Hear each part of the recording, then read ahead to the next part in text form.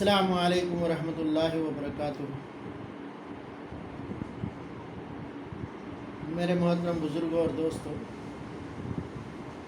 आपकी खिदमत में मैं हकीम वसीम अहमद हाज़िर हूँ और आज हम बात करेंगे इंशाअल्लाह इस मौजू पर कि पेट के नुकसानात क्या क्या होते हैं, पेट की वजह से क्या क्या बीमारियाँ होती हैं और ग़िज़ा का वक्त पे ना खाने से कितनी प्रॉब्लम होती है। असल क्या है, आज जो मैं मरीज़ देखा और मरीज़ देखने के बाद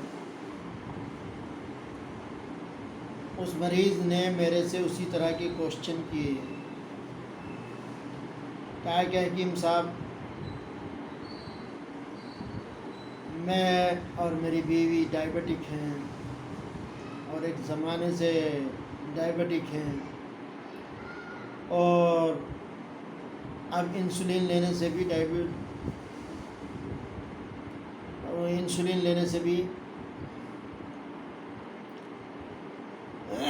शुगर कंट्रोल में नहीं आ रही और इंसुलिन लेनी पड़ रही है और एक टाइम में 46 यूनिट लेते हैं, तो इसका इलाज क्या है। तो ये एक तजर्बा है जो मैंने उनको बतलाया और एक राय जो है जो मैंने उनको दी, और वो राय ये है कि सबसे पहले इंसान को अपनी लाइफ स्टाइल जो है वो सुधार लेनी चाहिए और लाइफ स्टाइल सुधारने का सबसे बेहतरीन तरीक़ा ये है, इंसान इशा की नमाज़ पढ़ के सोने की कोशिश करे। खाना इशा से पहले, मैंने ये सुबह की जगह रात से क्यों शुरू करा, क्योंकि हमारे हिसाब से और अल्लाह के नबी सल्लल्लाहु अलैहि वसल्लम ने फरमाया और ख़ुद जो है अल्लाह ने फरमाया वल्लैलि वल फज्र, पहले लैल आई यानी रात आई, फिर सुबह आई, तो रात से शुरू होता, तो इसलिए रात की पहली चीज़ ज़रूरी है। और वो रात का मसला ये है कि हमें चाहिए सबसे पहले इशा से पहले खाना खा लें, ताकि जब इशा की नमाज़ पढ़ें तो खाना हज़म हो जाए और फिर इशा की नमाज के बाद आदमी थोड़ी देर टहल के सोने की कोशिश करें। और टहलना भी है, तस्बीहात भी है, बहुत से लोग तस्बीहात पूरी करते हैं तो वो तस्बीहात पूरी करें, बहुत से कुरान पढ़ के सोते हैं तो कुरान पूरा करें,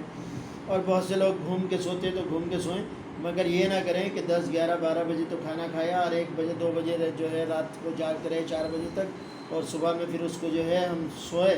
तो वो उस तरह से ना करें, बल्कि खाने का सही हिसाब यही है जो सुन्नत तरीक़ा है कि इशा से पहले खाना खाना और इशा के बाद सो जाना। इससे फ़ायदा ये होता कि खाना जो है जब हम नमाज़ पढ़ते तो खाना सही तरह से हज़म होना शुरू हो जाता और जब रात को भरपूर नींद आ जाती तो फिर खाना बिल्कुल सही हज़म हो जाता। फिर सुबह उठते फ़रागत से हासिल करके नमाज़ पढ़ते फजर की, तो राह से हाथ सारी चीज़ें हज़म होने के बाद जिस्म खुलना शुरू हो जाता है। और जो सुबह का वक्त है उस वक्त में अल्लाह तबारक व तआला ने ऐसी बरकत रखी है और ऐसी नेमतें रखी हैं और ऐसी अपनी शायान शान खुसूसियात रखी हैं कि अगर हम सोचें तो सोचने से भी कासिर हूँ। जैसे कि सुबह में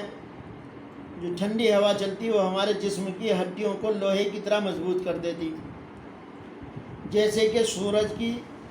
पहली रोशनी किरण, इसीलिए इशराक की नमाज़ बतलाई ना, सूरज की पहली किरण जब हमारे जिस्म पर पड़ती तो हमारे अंदर जितनी भी विटामिन डी की कमी होती वो पूरी कर देती।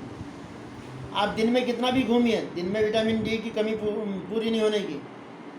विटामिन डी की सही कमी पूरी होगी कि जब आप फजर के बाद में जो है अपने काम को करेंगे।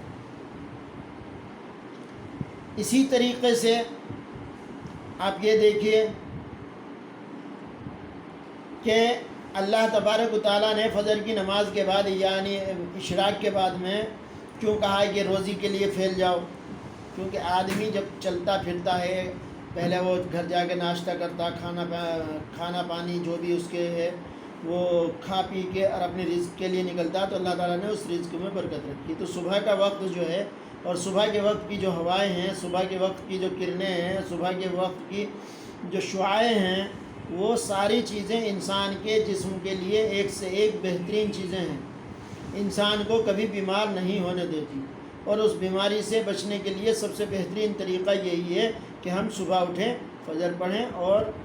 فجر پڑھنے کے بعد اشراق پڑھیں، اشراق پڑھ کے تھوڑا گھومیں پھریں، اپنے کام پہ نکل جائیں۔ یہ بہترین طریقہ ہوتا ہے۔ بہت سے لوگ کیا کرتے ہیں کہ فجر پڑھ کے آئے کیا تو اسی وقت سو جاتے، یا پھر چائے بسکٹ یہ وہ کھا کے پھر سو جاتے، پھر وہ معدہ جو ہے بالکل گم ہو جاتا وہ معدہ، پھر معدے کے اندر وہ جان نہیں رہتی، معدے کے اندر وہ طاقت نہیں رہتی، اور جب معدے کے اندر طاقت نہیں رہتی تو پھر کریں گے کیا؟ تو اس کا نقصان یہ ہوتا ہے کہ ہماری پینکریاس جو ہے، ہماری تلی جو ہے وہ کام کرنا بند کر دیتی، انسولین بنانا بند کر دیتی، اور ہمارے نظام ہضم جو ہے، جس کے لیے سب سے اہم چیز لیور ہے، پینکریاس ہے، معدہ ہے، یہ ساری چیزیں اپنی جگہ سست پڑ جاتی ہیں، اور جب سست پڑ جاتی تو کام نہیں کرتی، تو پھر ادھر تو پینکریاس انسولین بنانا بند کر دے رہی، ادھر جو ہمارا لیور ہے وہ صحیح طرح سے ہاضمے کو درست نہیں کر پا رہا، ہر چیز کو خون اتنا نہیں بنانا پا رہا جتنا ہمارے جسم کو، اور ہمارا معدہ جو ہے جو چکی ہے وہ صحیح طرح کھانے کو پیس نہیں پا رہی، تو کیا ہو رہا کہ پھر ہم لوگوں کو شوگر پیدا ہو، اور شوگر کے نقصانات یہ ہوتے ہیں کہ جتنی زیادہ اس کے بارے میں لاپرواہی ہوتی ہے۔ شوگر کہنے کے لیے ایک صاف ستھرا مرض ہے، مگر آپ دیکھیں گے کہ گینگرنگ وغیرہ جیسے اس طرح کے مرض جو ہیں، جب یہ زخم ہو جاتے تو کسی کے ہاتھ کاٹنے پڑ جاتے، کسی کے پیر کاٹنے پڑ جاتے، کسی کے پورے حصے کاٹنے پڑ جاتے، یہ شوگر کی وجہ سے ہوتا ہے۔ اور اس سے بچنے کا بہترین طریقہ ہے اپنی لائف اسٹائل کو بدل دینا، اور جب ہم لائف اسٹائل بدلیں گے تو پھر ہمارے کھانے کا تو صبح میں کیا بدلا ہے؟ فجر کے بعد ناشتہ کر لینا۔ اب دوپہر ہوتی تو دوپہر میں کھانا جو ہے، ہماری نماز کا ٹائم 12:30 بجے کے بعد شروع ہو جاتا، 1 بجے 1:15 بجے تک نماز پڑھ لیجیے، اس کے بعد میں کھانا کھا لیجیے۔ کھانا کھانے کے بعد میں تھوڑی دیر آرام کیجیے۔ اس آرام کے بارے میں ویسے تو اللہ کے نبی صلی اللہ علیہ وسلم کی احادیث ہے، تو کسی کا کچھ کہنے کی ضرورت ہی نہیں ہے کہ قیل اللہ جو ہے وہ سنت ہے، جو سنت ہے تو وہ ہمارے لیے تو سب سے بڑی بات ہے۔ اس سنت پہ بہت سارے لوگوں نے ریسرچ کرا، تو ایک انگریز مورخ لکھتا اس کے بارے میں، اور ایک جنہوں نے اس کے بارے میں سائنٹسٹ لکھتے ہیں کہ یہ جو دوپہر کا آرام ہے یہ پورے دن کی پھر ریکوری ہے، یعنی جتنے آپ تھکے ہیں، جتنے آپ کو آلکس آیا ہے، جتنا آپ کے کام نے جتنی اسٹرینتھ کم کی ہے، اسٹیمینا کم کیا ہے، وہ سب وہ 15-20 منٹ آدھا گھنٹہ جو آپ آرام کرتے ہیں،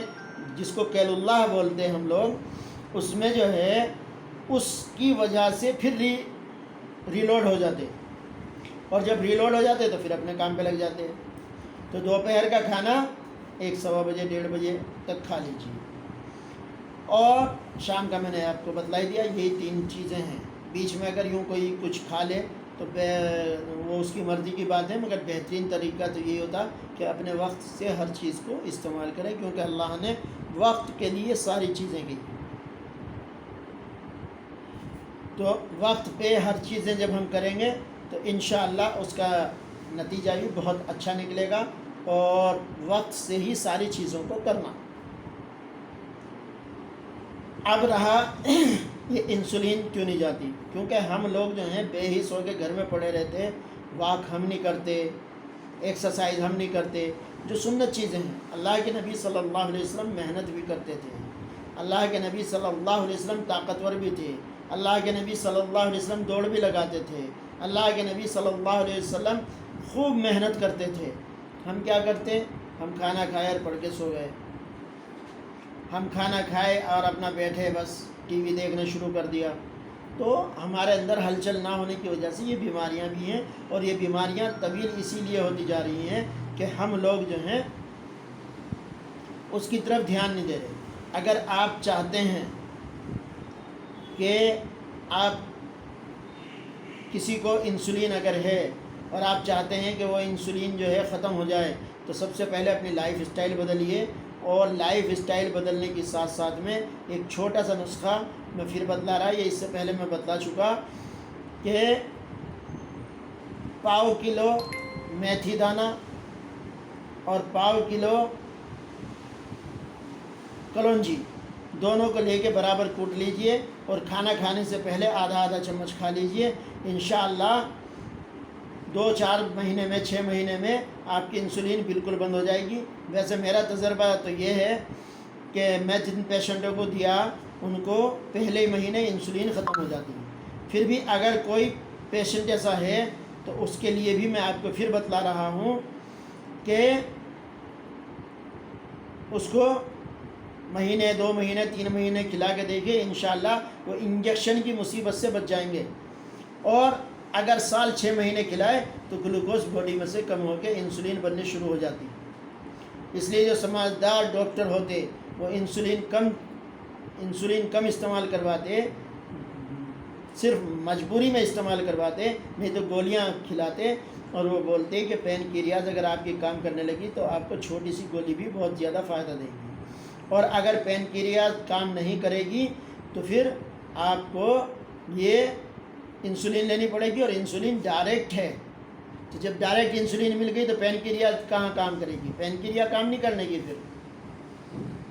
تو اس کے لیے میں نے یہ چھوٹا سا نسخہ بتلایا میتھی دانہ اور کلونجی کا۔ ویسے میں اس سے علاوہ بھی شوگر کے بہت سارے نسخے بتا چکا، وہ آپ کسی بھی یوٹیوب پہ جا کے، یوٹیوب پہ جو ہے آپ دیکھ سکتے ہیں، میرے کسی میں لکھا ہوا ہوگا شوگر کا علاج، یا شوگر کے لیے، یا شوگر کی جو